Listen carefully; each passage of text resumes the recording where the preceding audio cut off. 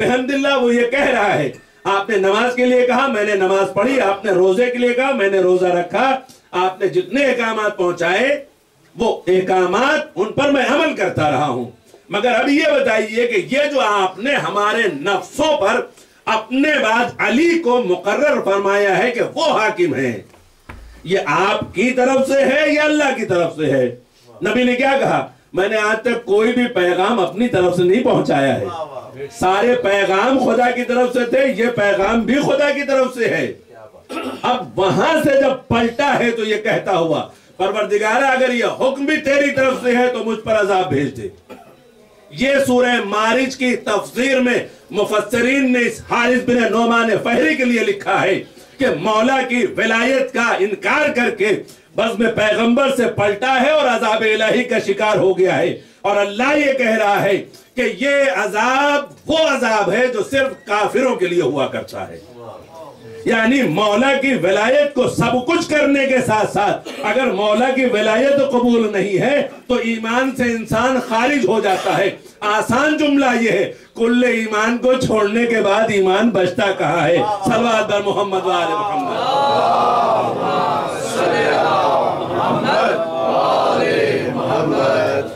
بہرحال یہ اعلان پروردگار تھا کس نے ایسے سوال کا عذاب کیا ہے کہ جو کافروں کے لیے ہوا کرتا ہے اور جس کا دفاع ممکن نہیں۔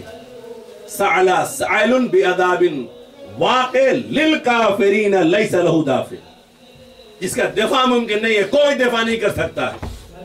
اور یہی ہوا کہ رحمت للعالمین کے دور میں ہوتے ہوئے حیات پیغمبر میں پیغمبر کے سامنے کہیں تاریخ بشریت میں اور تاریخ اسلام میں اور نظر نہیں آیا ہے کہ نبی کے سامنے ایسا عذاب آیا ہو، لیکن اس نبی آخر کے دور میں مولا کی ولایت کی انکار کی صورت میں حارث بن نعمان فہری پر یہ عذاب آیا ہے۔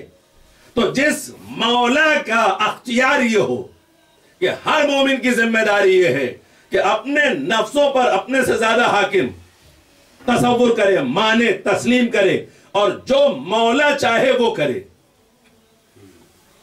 اب آپ انصاف سے بتائیے کہ جس کی ماں بچپن میں کہہ رہی ہو میرے لال عباس میں اس گھر میں اگر آئی ہوں تو حسنین کی خدمت گزار بن کر کے آئی ہوں، یہ معصومہ کونین فاطمۃ الزہرا کی آغوش کے پروردہ شہزادے ہیں، اور جب یہ لال آغوش میں آیا تو پہلا درس تھا یہ تمہارے آقا ہیں، مولا ہیں، تم ان کے غلام۔ علی کا لال ہے اور علی کی شجاعت کا وارث بھی ہے، علی کی تمنا بھی ہے، خود مولا تربیت کر رہے ہیں اور تربیت کر کے امام یہ بتا رہے ہیں کہ میں مطمئن ہوں کیونکہ میرا لال مجھ جیسا نظر آ رہا ہے، چاہے وہ میدان حرب و ضرب ہو، چاہے میدان تقوی ہو، چاہے میدان علم ہو، چاہے میدان قضاوت ہو، ہر ایک صفت میں نے اپنے اس وارث میں منتقل کر دی ہے۔ میں نے اپنی تمام خصوصیتیں اس تک پہنچا دی ہیں اور یہ میرا بالکل صحیح وارث ہے۔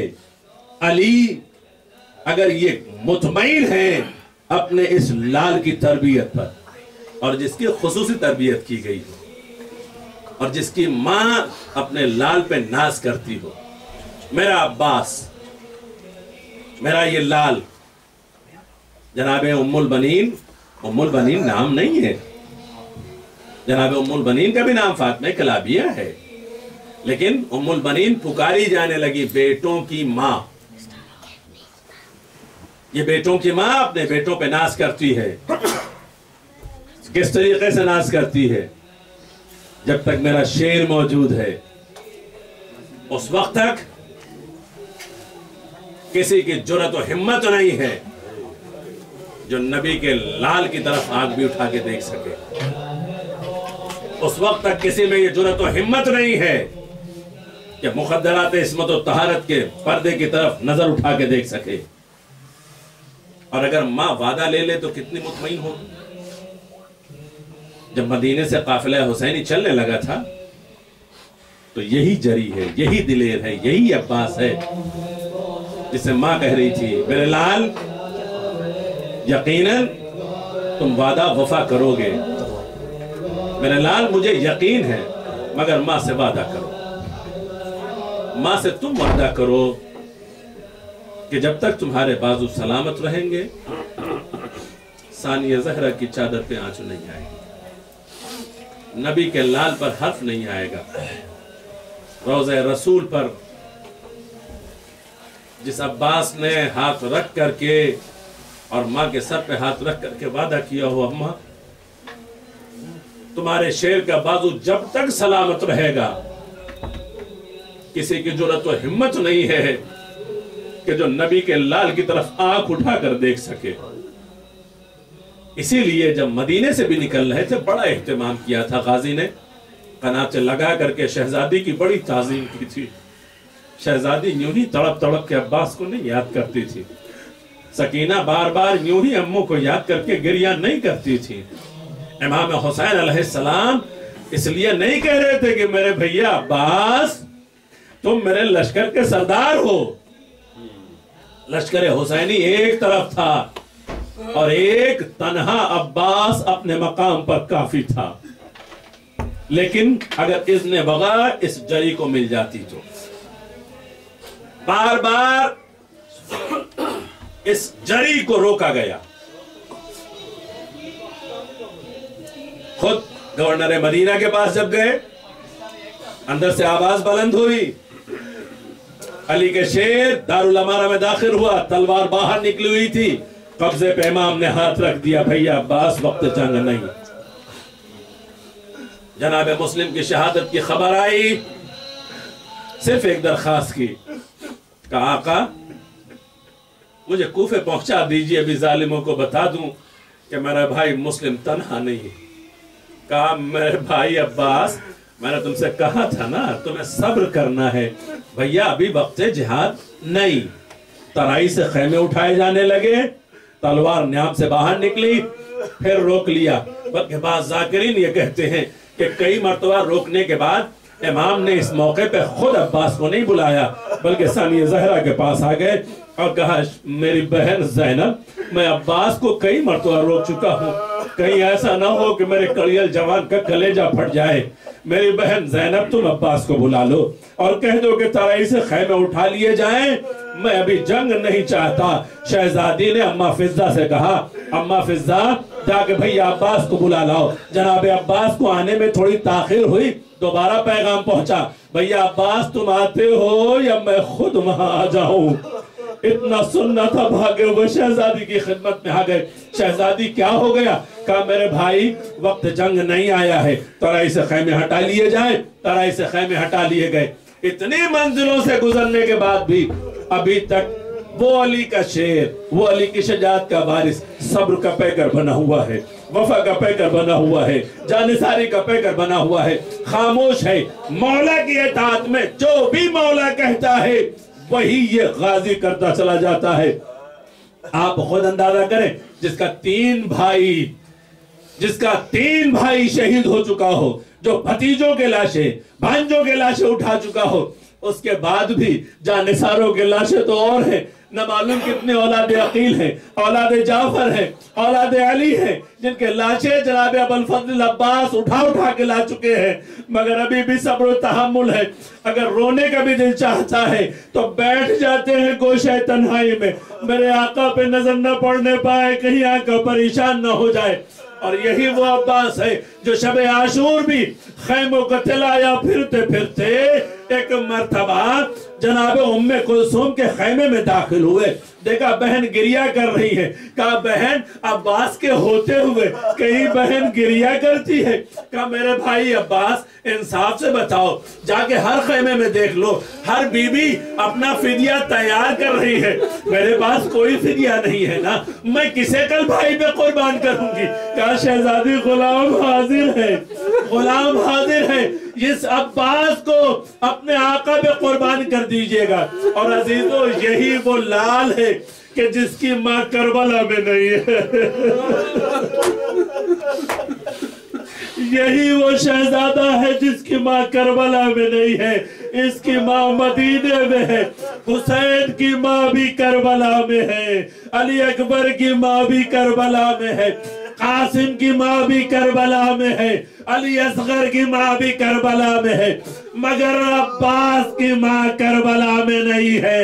اس کے باوجود بھی یہ شیر ہر جگہ وفا نبھا رہا تھا، اور جب سب قربان ہو گئے، اب آیا اپنے آقا کی خدمت میں، مولا مجھے بھی اذن جہاد مل جائے۔ گردن جھکی ہوئی ہے، آقا کے سامنے بیٹھ گئے۔ امام نے کہا بھیا عباس تم میرے لشکر کے سردار ہو، جناب ابوالفضل کی انکساری پر ہماری جانیں قربان ہو جائے۔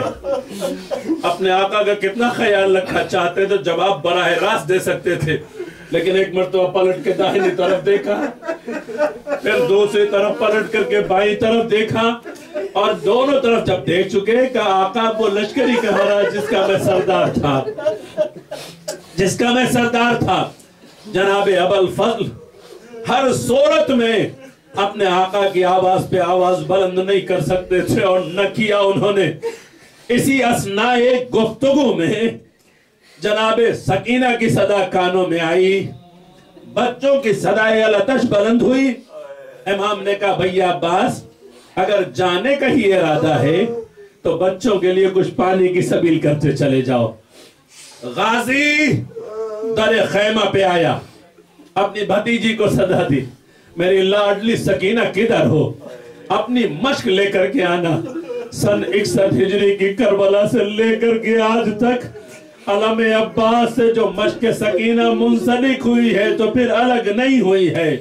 جناب سکینہ سوکھی سی مشق لے کر کے آئی، ابوالفضل نے اپنے علم سے منسلک کر لیا، در خیمہ سے پڑھنا چاہتے تھے، ادھر پڑھنا چاہتے تھے، ادھر جناب سکینہ نے بچوں کو جمع کر لیا۔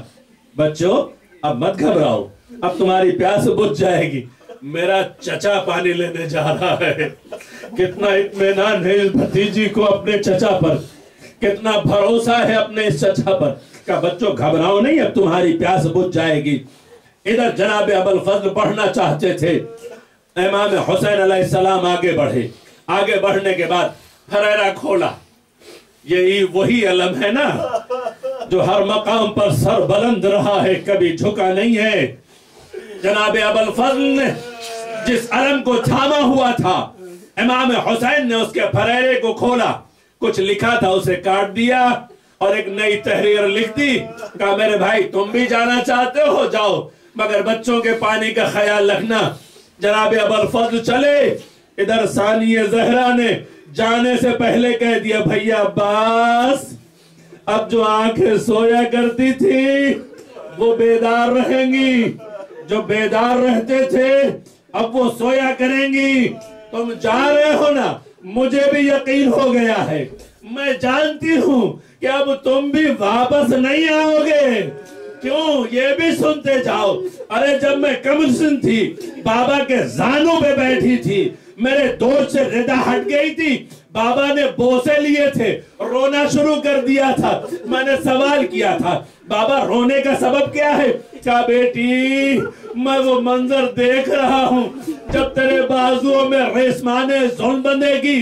بھیا عباس میں سوچا کرتی تھی بابا کا قول سچ ہو کر رہے گا، مگر یہ بھی سوچتی تھی کہ جس کا ایک بھائی ہو اس کے سر سے رضا کوئی نہیں اتار سکتا۔ ارے اس کے ریسمان میں، اس کے بازوؤں میں ریسمان ظلم کون باندھے گا؟ اور نہ کہ جس کا عباس جیسا بھائی ہو۔ ادھر عباس یہ سن کے بڑے ہیں، ادھر ثانیہ زہرا نے اپنے ماجائے حسین کو بلا لیا۔ بھیا حسین تم نے پھریرے پہ کیا کاٹا ہے، کیا لکھا ہے؟ کہا بہن اگر سوال نہ کرو تو اچھا ہے۔ کہا نہیں بھیا بتا دو، میرا دل تڑپا جا رہا ہے۔ کہا بہن تمہیں معلوم ہے نا یہ علم ہمیشہ بابا کے ہاتھوں میں رہا ہے، اس پر لکھا ہوا تھا نصر من اللہ و فتح قریب۔ ارے میں نے کاٹ کے لکھ دیا ہے اِنَّا لِلَّهِ وَإِنَّا إِلَيْهِ رَاجِعُونَ۔ सानिया ज़हरा तड़प गई। इधर अबुल फजल चले, तराई से लश्कर को हटाया और नहर में उतरे। अभी नहर में उतरना था, बाज़ रवायतों के मुताबिक जनाब अबुल फजल ने पानी को चुल्लू में लिया, देखा, अशकिया को दिखलाया, तुम इसी पे कब्जा किए हुए थे, आज देख लो अब्बास का कब्जा इस पर है, अब क्या कहना चाहते हो? मगर सकीना की तस्वीर नजर आई, पानी से फेंका पानी को चुल्लू से, और अस्पे बावफा मुसलसल टापे मारे जा रहा है, जबाने बेजबानी से कहे जा रहा है, आका जल्द मश्क भरे क्योंकि तराई मुझे तड़पा रही है। जनाब अबुल फजल ने मश्क सकीना भरी, लेके खैमे की तरफ चले। अरे ये जानवर होने के बावजूद भी जिसे बच्चों की प्यास का एहसास था, पानी सामने नजर आया, मगर वफा इसने भी की है। अरे वफादार का घोड़ा है, इसने भी अपने आप को सैराब नहीं किया, तराई से पलटे। अरे हमले शुरू हुए, तीरों तबर बरसते रहे, दाहिना बाजू कटा, अलम को बाएं बाजू में थामा, मश्क सकीना को सीने से लगाया। अभी बढ़ते जा रहे थे कि नशेब से छुप करके एक जालिम ने वार किया, बायां बाजू कटा, अरे अलम को दांतों से संभाला। अभी तक उधर बच्चों की उम्मीद बाकी है और सकीना कह रही है, बच्चों घबराओ नहीं, वो मेरे चचा का लमा रहा है, वो मेरा चचा पानी ला रहा है, तुम्हारी प्यास बुझ जाएगी। मगर थोड़ा लम्हा गुजरा था, सर पे गुर्ज पड़ा, मश्के सकीना छिदी, पानी बह गया, उम्मीद टूटी। अरे खैमे की तरफ आने वाला अब्बास, इधर आलम ठंडा हुआ, उधर खैमे से रुख मोड़ के नशेब में चला गया। और जब अलम नजर न आया तो एक सदा दश्ते बला से गूंजे, आका मेरा सलाम कबूल हो, मेरी मदद के लिए आइए। इमाम उठना चाहते हैं मगर बैठ गए और ये कहते हुए नजर आए, भैया अब्बास, अरे तुम्हारी जुदाई से मेरी कमर टूट गई है, मेरे भाई अब उठा नहीं जाता। अली अकबर ने सहारा दिया, चले। और जब नशेब की तरफ चले हैं, रास्ते में इमाम उतर गए।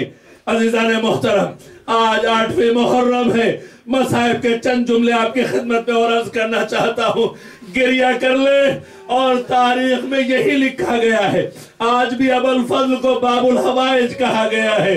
अरे मजलूम को गिरिया करते करते जो भी हाजतें हो अपनी तलब करे, खुदा जरूर अता करेगा, लेकिन इस मजलूम का ख्याल रहे जिसने वफा निभाई है, जिसने सकाई की है, अरे जिसने हर तरीके से इमाम का ख्याल रखा। अब इमाम उस अब्बास के पास जा रहे, रास्ते में सवारी से उतरे, कुछ उठाकर अपनी आगोश में रख लिया, सीने से लगा के तड़पे, फिर चंद कदम बढ़े, फिर उतर करके कुछ उठाया। अजीजाने मोहतरम, अरे मजलूम का मातम करने वालों समझ गए, जो बाजुए अब्बास अरे कलम हो गए थे, वो हुसैन को पहले कैसे मिले?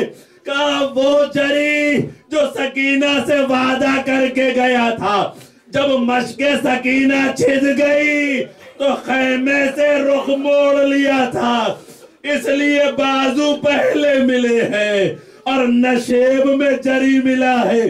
जब नशेब में पहुंचे, इमाम जाके गाजी के करीब बैठ गए।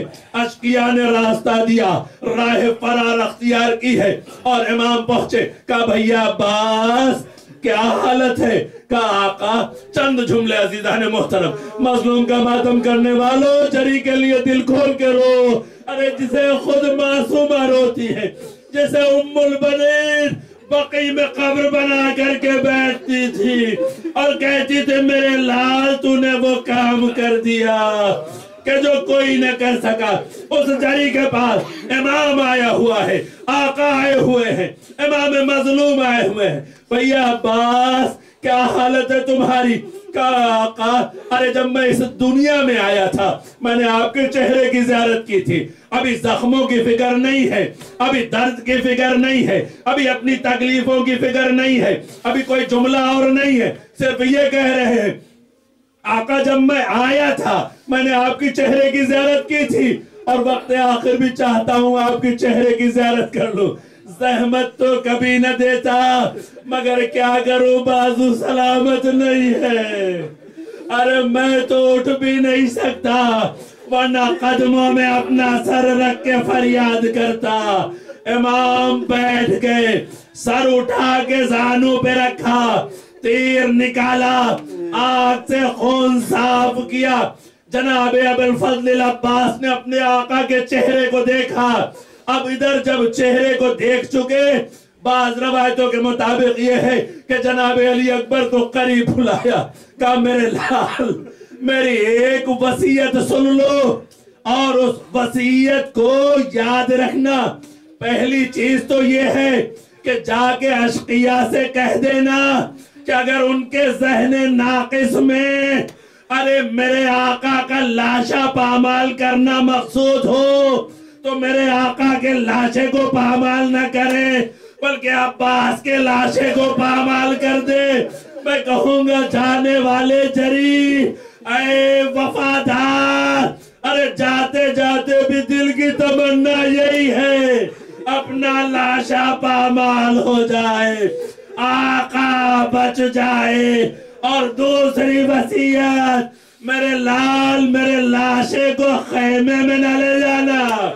ارے میں سکینہ سے وعدہ کر کے آیا تھا, پانی خیمے تک نہ پہنچ سکا. ادھر غازی کی وصیت تمام ہوئی, ادھر امام مڑے. بھیا عباس تم نے بچپن سے مجھے آقا کہہ کے پکارا ہے, آج تمہارے آقا کی فرمائش ہے مجھے بھائی کہہ کے صدا دو. ارے غیرت مند جری آقا کے حکم پر دہن سے جملے تو نکل گئے مگر روح کفس عنصری سے پرواز کر گئی. امام نے غازی کا علم اٹھایا, خون بھرا علم, علم سے خون تازہ ٹپکتا ہوا لے کے خیمے کی طرف بڑھے. سکینہ نے آواز دی بچوں آؤ. ارے وہ چچا کا علم آ رہا, ننھے ننھے بچے ارے ہاتھوں میں چھوٹے چھوٹے کوزے لیے ہوئے در خیمہ پہ انتظار کرتے رہے. ادھر امام علم عباس لے کے در خیمہ پہ پہنچے. سکینہ کی نظر بابا پہ پڑی, ارے ہاتھوں سے کوزے گرے, دوڑ کے بابا کے قدموں کو تھام لیا. بابا ارے میرا چچا کدھر گیا؟ سکینہ کبھی پانی کا سوال نہ کرے گی. امام اترے, سینے سے لگا لیا. سکینہ تیرا چچا ترائی میں بازو کٹا کے سو گیا. بچوں کے ہاتھوں سے کوزے گرے, بیبیوں میں کوہرام بپا ہوا. واہ باسا والیہ یا عباس یا عباس یا عباس یا عباس یا عباس یا سکینہ یا عباس یا عباس یا عباس یا عباس یا عباس یا عباس یا عباس یا عباس یا سکینہ یا سکینہ یا عباس یا سکینہ یا عباس